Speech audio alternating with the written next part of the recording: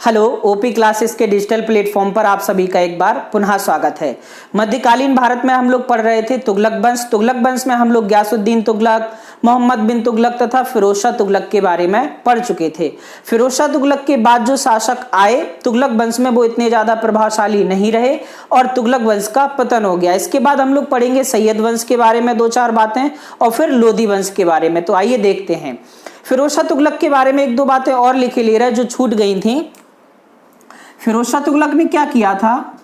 फिरोज शाह तुगलक इन्होंने क्या किया था? जो अशोक का मेरठ तथा टोपरा स्तंभ था उसको ये दिल्ली ले गए थे। दिल्ली ले गए। कई बार प्रश्न पूछा गया कि अशोक के मेरठ और टोपरा स्तंभ को दिल्ली ले जाने का काम किसने किया था? तो वो आपके फिरोज शाह तुगलक ने। इनके फिरोज शाह तुगलक के बाद चार शासक और हुए, तो देखते हैं कौन कौन से हुए। इनके बाद हुए थे गयासुद्दीन तुगलक शाह द्वितीय, जो रहे थे 1388 से 89। इनके बाद हुए थे अबू बकर शाह 1389 से 90। इसके बाद हुए थे आपके नासिरुद्दीन मोहम्मद शाह 1390 से 1394। और अंतिम हुए थे आपके अलाउद्दीन सिकंदर शाह, जो कि रहे थे 1394 से 1412। अलाउद्दीन सिकंदर शाह के समय ही 1398 में भारत पर आक्रमण हुआ, तैमूर का आक्रमण हुआ।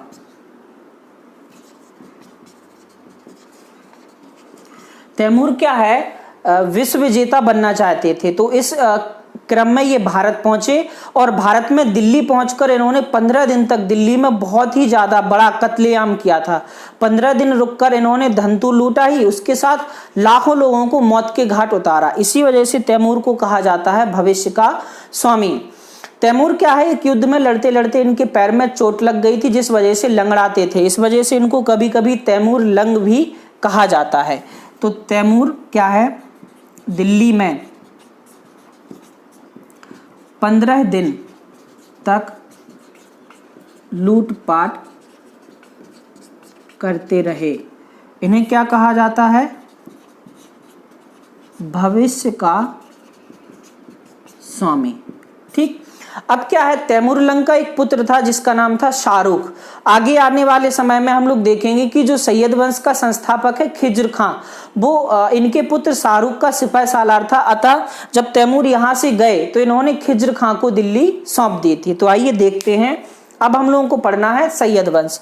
तो ये फिरोज शाह तुगलक के बाद 4 सुल्तान जरूर हुए तुगलक वंश में, लेकिन पतन को नहीं रोक सके। तो अब हम लोग देखेंगे सैयद वंश। सैयद वंश के संस्थापक थे खिज्र खां, जो कि शाहरुख के सिपाही सालार थे। इन्होंने सुल्तान की उपाधि धारण ना करके रैयत ए आला की उपाधि धारण की थी। खिज्र खां अपने आप को जो पैगंबर मोहम्मद शाह थे उनका वंशज बताते हैं, लेकिन ऐसा कहीं पर भी प्रमाणित नहीं हुआ है। तो आइए देखते हैं आगे। साफ नहीं हो रहा। अब हम लोगों को पढ़ना है सैयद वंश, जो कि आपका रहा था 1414 से 1451। सैयद वंश के संस्थापक थे आपके खिज्र खां। ये अपने आप को क्या कहते थे? रैयत ए आला, ये उनकी उपाधि थी। ठीक। खिज्र खां कौन थे? तैमूर के पुत्र शाहरुख के सिपह सालार थे। ठीक, इसके अलावा क्या है, तैमूर अपने आप को क्या कहते थे, पैगंबर मोहम्मद साहब का वंशज, ये प्रमाणित नहीं है। खिज्र खां कब से कब तक रहे थे, तो ये लिख सकते हैं हम लोग 1414 से 1421। ठीक, खिज्र खां के बाद आइए देखते हैं कि कौन रहा। इनके बाद रहे थे आपके मुबारक शाह, जो कि रहे थे 1321 से 1334, 1421 सॉरी। ठीक, मुबारक शाह के साथ समय ज्यादा कुछ काम नहीं हुआ। मुबारक शाह के समय एक लेखक थे याहा बिन अहमद सरहिंदी, इन्होंने तारीख मुबारक शाही की रचना की थी। तो इन्हीं के समय क्या हुआ, तारीख मुबारक शाही की रचना किसने की, याहा बिन अहमद सरहिंदी। ठीक है, आइए आगे देखते हैं। आगे 2 सुल्तान और होंगे, इसके बाद हम लोगों को पढ़ना पड़ेगा लोधी वंश। तो ये सारी बातें हो गई। अब अगले सुल्तान होंगे आपके मोहम्मद शाह, और फिर सैयद वंश के अंतिम शासक हो जाएंगे अलाउद्दीन आलम शाह।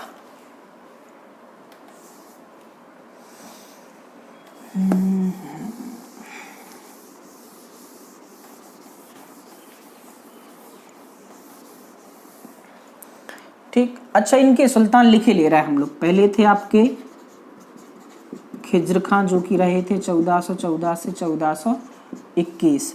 फिर रहे मुबारक शाह 1421 से 1434।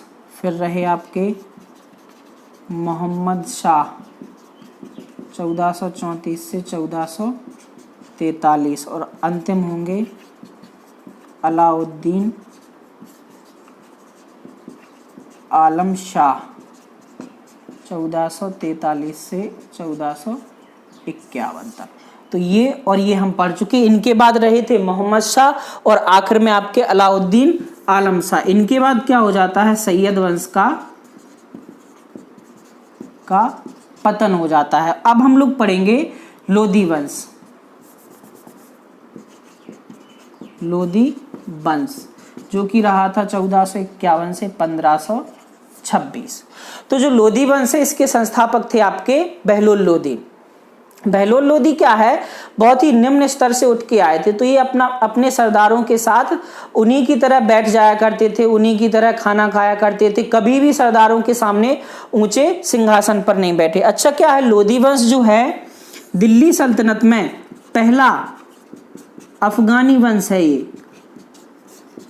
इसके बाद जितने भी इसके पहले जितने भी दिल्ली सल्तनत में वंश हुए हैं वो सभी तुर्क वंश थे। तो ये क्या है, अफगानी वंश। बहलोल के कहने पर अफगानिस्तान से लोधी बहुत ज्यादा संख्या में भारत पहुंचे थे।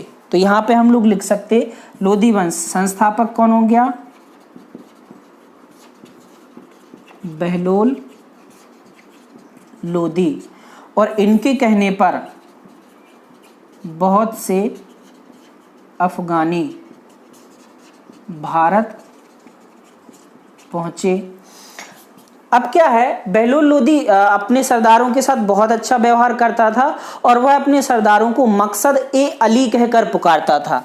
तो क्या करता था, सरदारों को मकसद ए अली कहता था। इसने क्या किया था, जौनपुर के शासक हुसैन शाह तथा ग्वालियर के शासक मानसिंह को हराया था। इसने एक सिक्का भी चलाया था जो कि बहलोल सिक्के के नाम से जाना जाता है, और सम्राट अकबर के समय तक चलता रहा था। तो यहीं पे हम लोग लिख सकते ये बहलोल लोधी। इसने बहलोल सिक्का चलाया।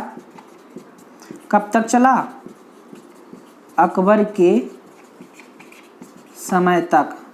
जौनपुर के शासक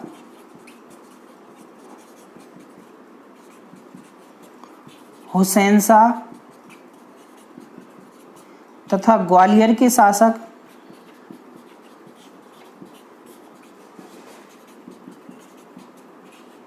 मानसिंह को हराया। ठीक है, तो ये आपकी विशेष बातें हो गई आपके बहलोल लोदी के बारे में। बहलोल लोदी के बाद सिकंदर लोदी गद्दी पर बैठता है, जो कि एक बहुत ही कट्टर सुल्तान था। इसने हिंदुओं पर बहुत ज्यादा अत्याचार किए, हिंदुओं को यमुना नदी में नहाने से रोका, उनको दाढ़ी बनाने से रोका। ये सरदारों से कहता था कि दरबार में जब भी हम आए आप ऐसे हाथ की कैंची बनाकर खड़े रहें। ये सरदारों को सुल्तान की जूतियां चूमने को कहता था, और भी बहुत सारी चीजें थी। तो अब हम देखते हैं सिकंदर लोदी।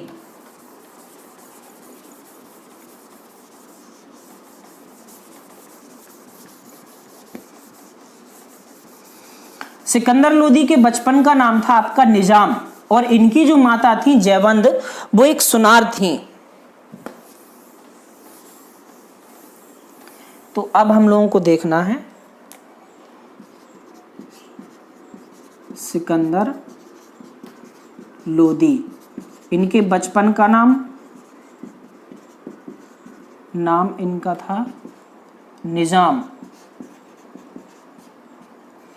माता जयवंद क्या थी, एक सुनार।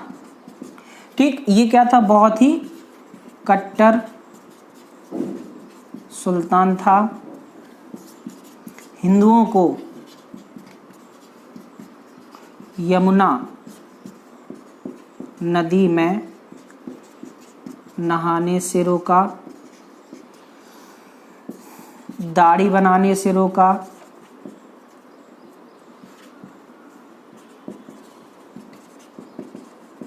इसने क्या किया था, ज्वालामुखी देवी मंदिर पर हमला करके वहां से मूर्तियां उठाई, उनके टुकड़े किए और उन्हें मांस के टुकड़ों के साथ मिला दिया था। तो इसने ज्वालामुखी देवी मंदिर हिमाचल प्रदेश वाला से मूर्ति उठाकर टुकड़े कर कर मांस के साथ मिलाया। सरदारों को क्या क्या अनुदेश दिए थे इसने, हाथों की कैंची बनाकर खड़े रहना, यहीं पे लिख लो, सुल्तान की जूतियां चूमना,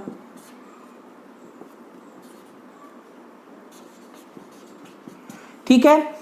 इसने एक अच्छा काम किया था, यह पहला सुल्तान था जिसने कि सल्तनत में बेरोजगारों को बेरोजगारी भत्ता देने का काम किया। तो इसने क्या किया था, बेरोजगारी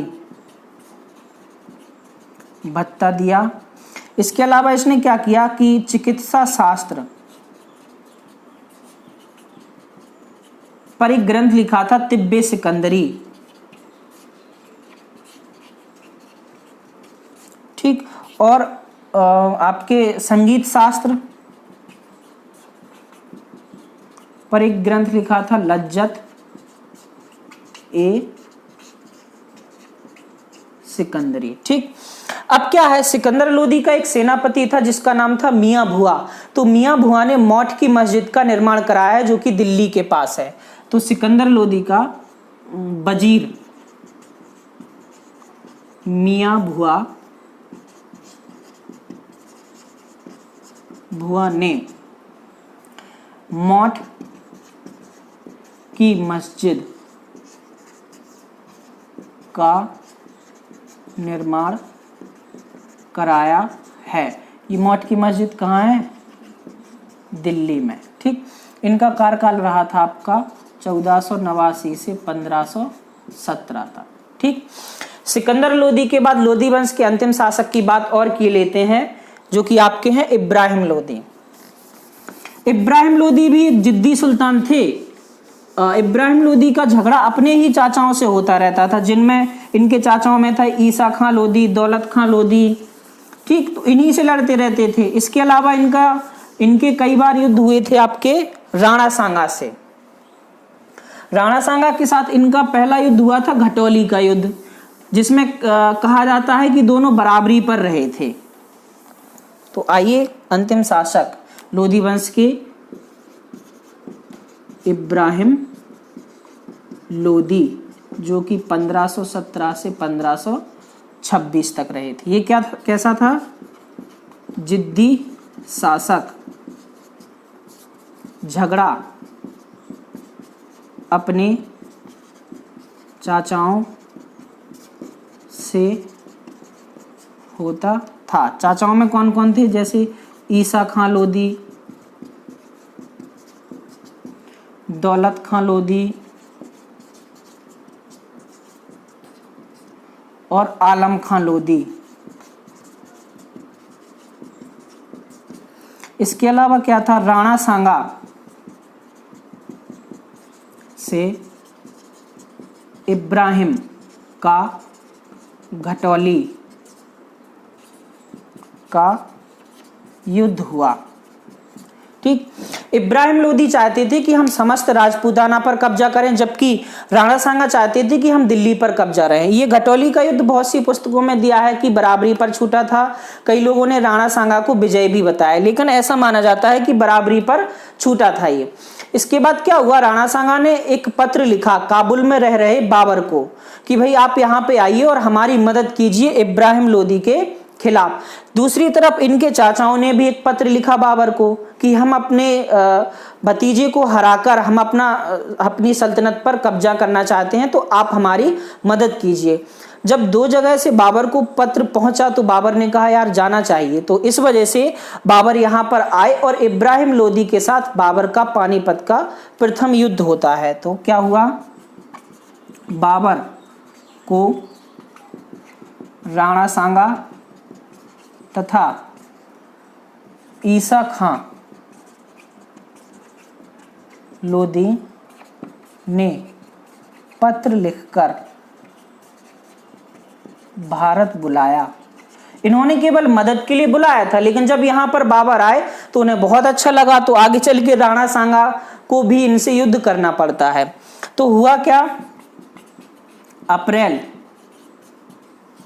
1526 में क्या हुआ? पानीपत का प्रथम युद्ध।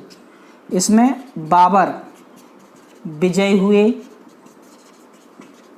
तथा इब्राहिम लोदी युद्ध के मैदान में मरने वाले पहले सुल्तान बने। ठीक, अब बाबर ने ये युद्ध जीता था तुलगुमा नीति के तहत। इस युद्ध के बारे में हम लोग डिटेल में चर्चा करेंगे जब हम लोग बाबर के बारे में पढ़ेंगे। तो आज हम लोगों ने दिल्ली वंश के जो बचे हुए शासक थे या वंश थे उनके बारे में पढ़ लिया। तो आज हमारा दिल्ली वंश यहाँ पे समाप्त हुआ। इसका हम लोग एक लाइव टेस्ट लेंगे आगे चलकर, समय मिला तो, नहीं तो इसके बाद हम लोग पढ़ेंगे मुगल भारत। ठीक है, तो आज के लिए इतना ही। दिल्ली सल्तनत को बहुत अच्छे से कंप्लीट कर लीजिए।